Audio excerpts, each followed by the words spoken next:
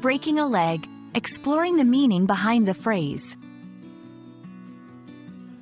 Hello, and welcome to our English language learning series.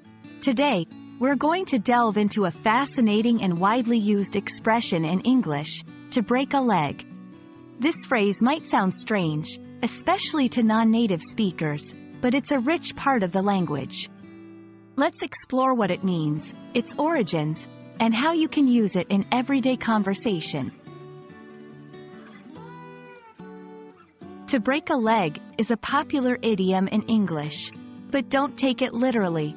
It's actually a way of wishing someone good luck in a performance or an important endeavor. This expression is especially common in the theater world, where saying, "good luck," is considered bad luck. The exact origin of "to break a leg" is unclear, but there are several theories. One popular belief is that it originated in the theater world, where it was thought that wishing someone good luck would actually bring bad luck. Instead, saying something seemingly unfortunate, like break a leg, would trick the superstitious spirits. Using "to break a leg" is easy once you know when to say it.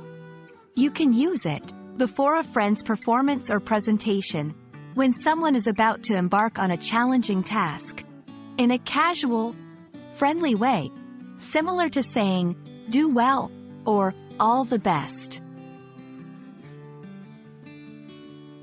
There are variations of this phrase in other languages and cultures, reflecting a similar superstition about wishing good luck directly.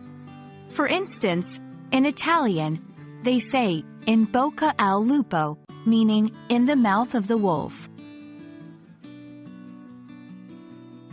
I hope this exploration of "to break a leg" has been enlightening and fun.